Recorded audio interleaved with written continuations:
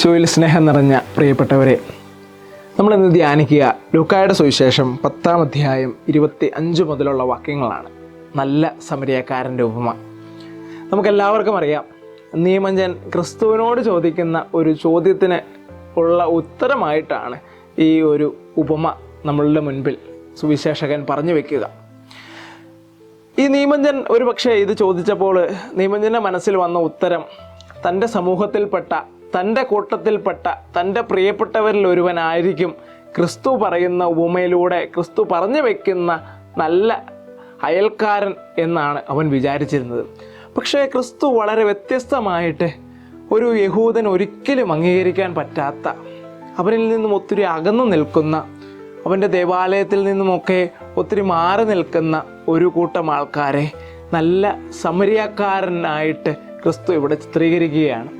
ഒരു നല്ല അയൽക്കാരനായിട്ട് ചിത്രീകരിക്കുകയാണ്.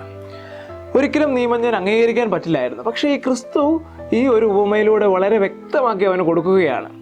അതിന് 2-3 കാരണങ്ങളുണ്ട്. ഒന്ന്, ആ വഴിയരികിൽ ആ മനുഷ്യൻ കിടക്കുമ്പോൾ അവന് പ്രിയപ്പെട്ട 2 പേർ അതിലെ കടന്നു പോകുന്നുണ്ട്.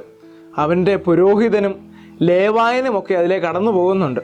പക്ഷെ അവരാരും നോക്കുന്നു, അവരെ കാണുന്നുണ്ട്. പക്ഷേ അവന് വേണ്ടുന്ന കാര്യങ്ങളൊന്നും ചെയ്യാതെയാണ് അവർ കടന്നു പോവുക. അവൻ്റെ വേദനകളിലേക്ക് അവരിറങ്ങി ചെല്ലുന്നില്ല. അവരുടെ തിരക്കുകളിൽ പേറി അവരെ കടന്നു പോവുകയാണ്. ഇവിടെയാണ് യാത്രക്കാരനായ സമരിയക്കാരനെ ക്രിസ്തു കൊണ്ടുവന്ന് വെക്കുക. യാത്രക്കിടയിൽ ആ മനുഷ്യൻ ഈ വഴിയരികിൽ കവർച്ചക്കാരുടെ കരങ്ങളിൽപ്പെട്ട ആ മനുഷ്യനെ കണ്ടെത്തുകയാണ്. അവിടെ ഇറങ്ങുമ്പോൾ ഈ മനുഷ്യനും ഒരു സാധ്യതയുണ്ടായിരുന്നു. ഇവനും കവർച്ചക്കാരുടെ കയ്യിൽ പെടുവാനുള്ള ഒരു സാധ്യത. പക്ഷെ സ്വന്തം ജീവൻ പോലും പണയം വെച്ചുകൊണ്ട് അവൻ അവിടെ ഇറങ്ങുകയാണ്. ഈ മനുഷ്യനെ ശുശ്രൂഷിക്കുകയാണ്. ആദ്യം തന്നെ തൻ്റെ കയ്യിലുള്ള എണ്ണയും വീഞ്ഞും വെച്ച് ഇവൻ്റെ മുറിവുകൾ വെച്ച് കെട്ടുകയാണ്. അതായത് ഈ യാത്രക്കിടയിൽ നാളെ ഇവനെന്തെങ്കിലും സംഭവിച്ചാൽ ഇവൻ്റെ പരിക്കുകളെ മാറ്റുവാൻ ഇവൻ സൂക്ഷിച്ചു വെച്ചിരുന്ന ഇവൻ്റെ ഏറ്റവും പ്രിയപ്പെട്ടതായിരുന്ന ആ ഒരു സാധനം ഈ മനുഷ്യന് വേണ്ടി മാറ്റിവെക്കുകയാണ്. മറ്റൊരുവൻ്റെ വേദനകൾക്ക് സൗഖ്യം കൊടുക്കുവാൻ വേണ്ടി ഇവന് വേണ്ടി മാറ്റിവെക്കുന്നു. അതിനുശേഷം ഒരു യാത്രക്കാരനെ സംബന്ധിച്ചിടത്തോളം അവൻ്റെ ജീവിതത്തിൻ്റെ ഏറ്റവും പ്രിയപ്പെട്ടതാണ് അവൻ ആ യാത്രയ്ക്ക് ഉപയോഗിക്കുന്ന, അവൻ്റെ ഈ സവാരി ചെയ്യാൻ അവൻ ഉപയോഗിക്കുന്ന ആ ഒരു വസ്തു. അതായിരുന്നു ആ ഒരു കഴുത. ആ ഒരു യാത്രക്കാരൻ്റെ അവകാശമാണ് അവന് യാത്ര ചെയ്യാൻ അവൻ ഉപയോഗിക്കുന്ന ആ ഒരു കഴുത. അതുപോലും അവൻ ഈ മനുഷ്യന് വേണ്ടി മാറ്റിവെക്കുകയാണ്. ആ കഴുതയുടെ പുറത്ത് കിടത്തി അവനെ സത്രത്തിലേക്ക് കൊണ്ടുപോവുകയാണ്. സത്രത്തിൽ കൊണ്ടുപോയത് കൊണ്ട് അവൻ അവസാനിച്ചില്ല. അവിടെ കൊണ്ട് അവൻ ആ മനുഷ്യനെ അവസാനിപ്പിക്കാമായിരുന്നു എല്ലാം. പക്ഷെ അവിടെ കൊണ്ട് അവസാനിപ്പിച്ചില്ല.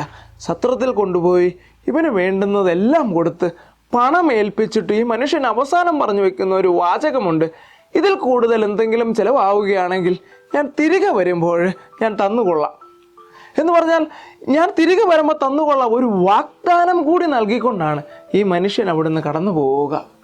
പ്രിയപ്പെട്ടവരെ, ഒരു ക്രൈസ്തവൻ്റെ സ്നേഹം എപ്രകാരമായിരിക്കണമെന്നാണ് ഈ ഒരു ഭാഗത്തിലൂടെ വളരെ വ്യക്തമായിട്ട് നമ്മളോട് പറഞ്ഞു വെക്കുക. ഒരു ക്രൈസ്തവൻ്റെ സ്നേഹം അതൊരു സാർവത്രികമായ സ്നേഹമായിരിക്കണം.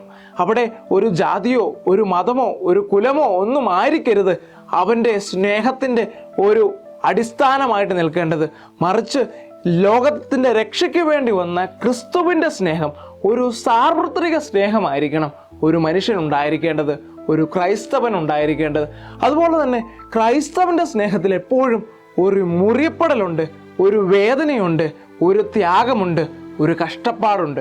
ഈ മനുഷ്യന് വേണ്ടി തൻ്റെ പ്രിയപ്പെട്ടതെല്ലാം മാറ്റിവെച്ചപ്പോൾ, തൻ്റെ സമയം മാറ്റിവെച്ചപ്പോൾ, തൻ്റെ ആരോഗ്യം മാറ്റിവെച്ചപ്പോൾ, ഇവനും ആക്രമിക്കപ്പെട്ടേക്കാം എന്ന ഒരു സാഹചര്യം ഉണ്ടായിട്ടും അവിടെ ഇറങ്ങി പ്രവർത്തിക്കുവാൻ ഇവൻ സമയം കണ്ടെത്തിയപ്പോൾ തൻ്റെ പണവും തൻ്റെ സകലതും ഇവന് വേണ്ടി മാറ്റിവെക്കുമ്പോഴാണ് ക്രൈസ്തവ സ്നേഹത്തിൻ്റെ പൂർണ്ണത വരിക.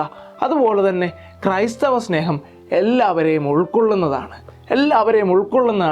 അവൻ ഒരുവൻ്റെ വേദനകളിലേക്ക് ഇറങ്ങിച്ചെല്ലുവാനും അവൻ്റെ കഷ്ടപ്പാടുകളിലേക്കും അവൻ്റെ ദുഃഖങ്ങളിലേക്കും അവൻ്റെ പ്രയാസങ്ങളിലേക്കുമൊക്കെ ഇറങ്ങിച്ചെന്ന് പ്രവർത്തിച്ച് അവൻ്റെ വേദനകൾക്ക് സാന്ത്വനമാകുവാനുള്ളതാണ് ഒരു ക്രൈസ്തവൻ്റെ ജീവിതം. പ്രിയപ്പെട്ടവരെ, ഈ ഒരു ഉപമ നമ്മളോട് പറഞ്ഞു വയ്ക്കുന്ന ഇതൊക്കെയാണ്. നമ്മുടെ സ്നേഹവും ഇപ്രകാരമായിരിക്കട്ടെ.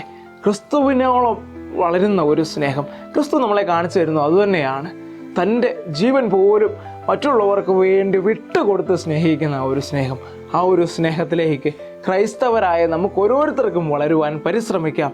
അതിനായുള്ള കൃപ തമ്പുരാൻ നൽകി നമ്മളെ ഓരോരുത്തരെയും അനുഗ്രഹിക്കട്ടെ എന്ന് പ്രാർത്ഥിക്കുന്നു. ദൈവം നമ്മെ എല്ലാവരെയും സമർത്ഥമായി അനുഗ്രഹിക്കട്ടെ.